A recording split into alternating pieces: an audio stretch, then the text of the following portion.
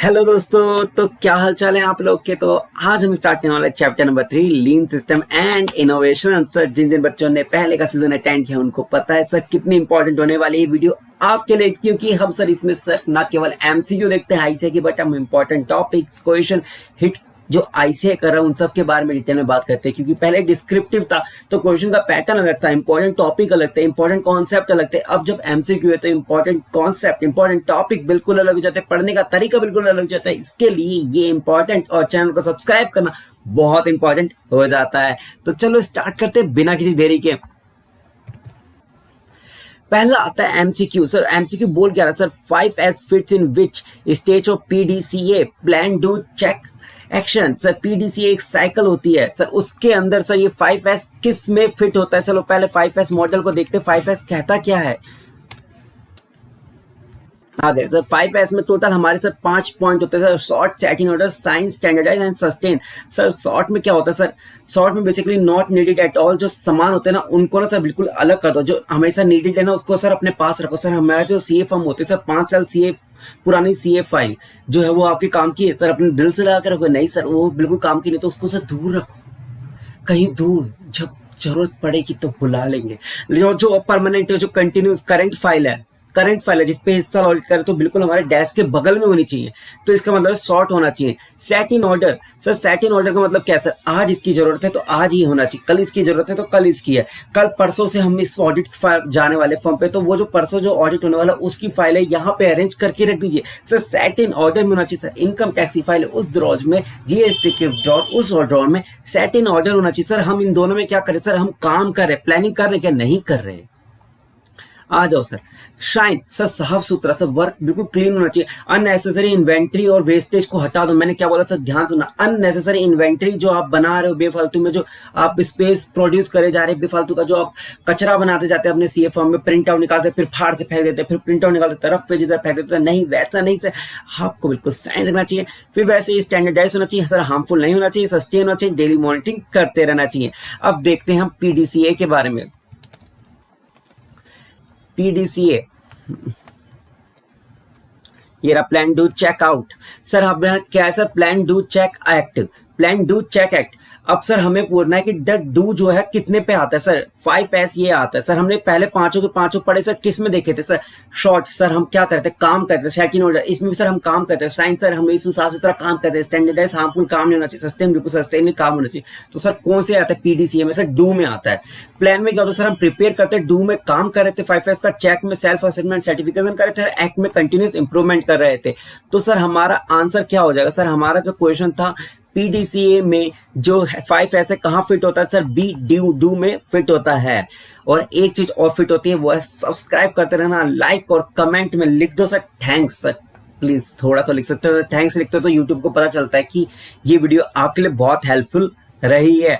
Sir shine, which one is not a benefit of shine. Sir shine का एक benefit क्या नहीं है sir, less production down time. Sir obviously sir down time हमारा कम होता है, शाइन से सर हमारा डाउन टाइम होता है, एम्प्लॉय हैप्पी होते हैं। सर बिल्कुल सर जितना नेसेसरी है सर हम उतना ही काम करते हैं, एम्प्लॉय तो हमेशा हैप्पी होते ही है। सर जब भी हम कोई ऐसी कोई भी टेक्निक लगाते हैं जिससे कि वेस्टेज कम होती है सर, एम्प्लॉय और एम्प्लॉयर दोनों ही हैप्पी होते हैं, डाउन टाइम हमेशा ही कम होता है। क्वालिटी में सर, क्वालिटी में जिस सर आपका इंप्रूवमेंट होता है, लेकिन इन्वेंट्री रिडक्शन सर ऐसा कुछ नहीं है सर। इन्वेंट्री तो इंप्रूव्ड होती है मतलब अच्छे से होती है, जो रिडक्शन है ऐसे कुछ होता ही नहीं, not a benefit. Obviously sir inventory reduction जैसा कोई बेनिफिट होता ही नहीं है, इसको टाटा बाय बाय अलविदा, not benefit sir inventory reduction. आगे बढ़ते, which of the following does kaizen improvement process not focus on. Sir kaizen improvement process not focus on. Sir kaizen किसके बारे में करता है सर, कंटिन्यूस इंप्रूवमेंट करता है सर हमारे एग्जिस्टिंग प्रोसेस में। सर कंटिन्यूस इंप्रूवमेंट क्या होता है सर, छोटे छोटे चेंजेस, जैसे हमारे मारुति के एग्जांपल करें तो उन्होंने बोला कि सर ग्रेजुअली स्मॉल इंप्रूवमेंट करते रहे, कंटिन्यूस इंप्रूवमेंट करते रहे अपने एग्जिस्टिंग प्रोसेस में, ताकि हम एक अचीव कर सकते हैं कॉस्ट कटिंग को। ये मारुति लेकर आया था बेसिकली। तो सर ये क्या हुआ सर, हम एग्जिस्टिंगली कर रहे हैं। तो 5S sir obviously sir short, set in order in सब में सर यूज होता है सर काइजन कॉस्टिंग। सर हमने सेट इन ऑर्डर में सर छोटी छोटी जो भी वेस्टेज थे सर, इनकम टैक्स का फाइल बोलते सर डेस्क पे रखे छोड़ो ना यार बाद में ले जाते, नहीं काइजन कॉस्टिंग क्या बोलते, छोटे छोटे स्मॉल इंप्रूवमेंट करते रहो, सेट इन ऑर्डर में सर निकाल के रख दिया सर। 5S फिट होता है।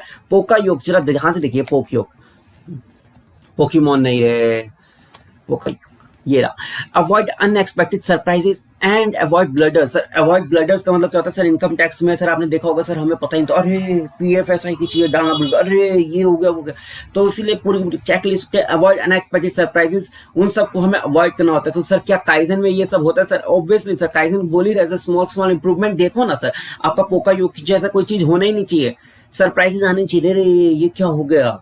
Just in time principle, obviously sir हम बात ही कर रहे हैं सर, क्या सर लीन में क्या होता है सर, वेस्टेज को इंप्रूवमेंट करना। सर काइजन भी वही बोलता है, just in time principle sir, जब जरूरत है जब मंगाओ। इसकी क्या होता है, काइजन बोलता है कि नहीं भाई हाँ ये जरूरत है ना, आप स्मॉल स्मॉल इंप्रूवमेंट करते रहो, जस्ट इन टाइम प्रोडक्शन की प्रिंसिपल की रिक्वायरमेंट है तो आप यही अडॉप्ट करें सर, इससे ज्यादा बेनिफिट नहीं होगा कोई नहीं। काइजन बोलता है कि स्मॉल स्मॉल इंप्रूवमेंट करते रहें, just in time improvement by innovation. Innovation चीज क्या होती है सर, मेरे को कोई इनोवेशन करना था सर, मेरा ये चेयर है, काइजन बोलता है कि सर ठीक है इसको साफ सुथरा रखो ताकि बंदा आए तो आराम से बैठे अपना फिट रहे। लेकिन इनोवेशन क्या होता है सर, इसके नीचे ना चेयर में व्हील लगा देते हैं ताकि ना ये ना आगे पीछे आराम से बंदा हो सके, दाएं बाएं भी हो सके। तो ये इनोवेशन है, मतलब कि जो आपके एग्जिस्टिंग प्रोडक्ट था उसमें आपको चेंज करना रख जा रहे हैं आपके कस्टमर के रिक्वायरमेंट। मतलब क्या, काइजन तो बोलता है सर ग्रेजुअली इंप्रूवमेंट करते रहे, आपके एग्जिस्टिंग प्रोसेस में थोड़े थोड़े चेंजेस करते रहे, लेकिन वो ये नहीं कहता कि आप प्रोडक्ट में इंप्रूवमेंट या इनोवेशन की बात नहीं कर रहा है।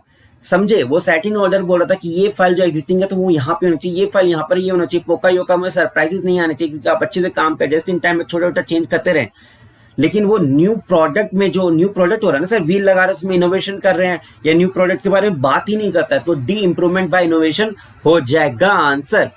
आ जाओ जरा जरा जरा ध्यान से आओ, जरा जरा ध्यान से आओ। एक चीज बताओ, DMAIC sir, six sigma sir एक बहुत इंपॉर्टेंट मोस्ट इंपॉर्टेंट टॉपिक है। मैं बोलता हूँ सर इस टाइप के क्वेश्चन तो आते ही आते हैं। DMAIC define, measure, analyze, improve and control. Improve and control sir ये एग्जिस्टिंग प्रोसेस के बारे में बात कर रहा है। इसमें आपसे पूछा गया है DMAIC में डी डिफाइन जो है वो है, उसमें से ये जो चार ऑप्शन है, नॉट अ टूल यूज्ड, जो ये डिफाइन में से ना, डिफाइन जो वर्ड है उसमें से ये चारों में से कोई एक चीज है जो नहीं आती है। Project, charter and plan. Sir define में प्लानिंग ही तो कर रहे हैं हम, डिफाइन ही तो कर रहे हैं सर, अपने एग्जिस्टिंग प्रोसेस प्लानिंग ही तो कर रहे हैं। चेक शीट, चेक शीट क्या होता है सर? चेक शीट जैसा कुछ होता ही नहीं। The check sheet is a structured form for collecting and analysis the data. Sir हम डाटा कलेक्ट कर नहीं रहे हैं अभी, हम प्लानिंग स्टेज पे सर डाटा कलेक्ट करना और उसको एनालाइज करना ऐसा कुछ नहीं कर रहे हैं। हम इम्पैक्ट एनालिसिस कर सकते हैं और प्रोसेस मैपिंग कर रहे हैं। चेक शीट इसमें नहीं फॉल करता है।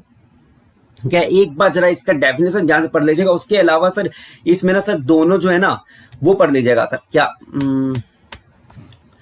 सिक्स सिग्मा, सिक्स सिग्मा एक आपके लिए इंपॉर्टेंट टॉपिक है। उसके अलावा 5S आ गया, TPM है, उसकी डेफिनेशन जरूर याद से कर लीजिएगा। 5S भी एक बार पढ़ लीजिएगा। और PDCA तो मैंने आपको पढ़ाई दिया ये भी, और 5S भी मैंने आपको पढ़ा दिया। सिक्स सिग्मा में जो दोनों टाइप के होते हैं ना, DMAIC और DMADV,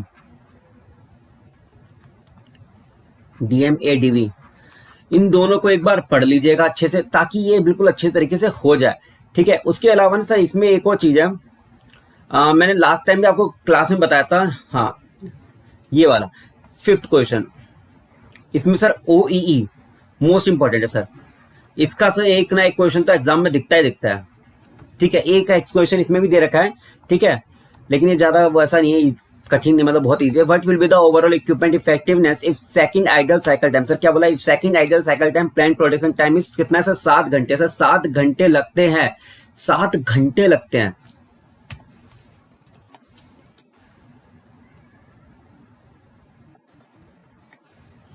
$420 मतलब कितने सर? 420 मिनट लगते हैं। If second is idle time, second क्या है हमें किस में निकालना है? सेकंड में निकालना है, ये ध्यान रखिएगा।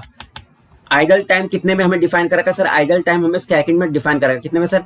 सेकंड में डिफाइन कर रखा है। तो हमारे को बोला है 7 घंटे, 7 आवर्स, उसमें 60 मिनट होते हैं, 60 सेकंड। तो कितना आ जाएगा हमारा आंसर, जरा बताना। 420 मिनट में 60, ये आ जाता है 25,200, 25,200 सेकंड। ठीक है, आ जाओ आगे। बोलता है कि सर टोटल पॉइंट हुए 19,240 एंड 18,839 हमारे थे सर गुड क्वालिटी। तो सर आपसे पूछा गया OEE बताएं ना सर, ओवरऑल इक्विपमेंट इफेक्टिवनेस। इसका सर एक और फॉर्मूला होता है OEE का, सॉरी OEE का फॉर्मूला 18,848 जो 18,848 है ना सर, वो हमारे सर कितने में आया सर, 1 सेकंड के अकॉर्डिंग कहाँ गया जरा, 1 सेकंड और उसके बाद डिवाइड करें 25,200। 18,848 डिवाइडेड बाई 25,200, इस फॉर्मूले को याद करके बिल्कुल जाइएगा और आपका आंसर ये आ जाता है कुछ कुछ।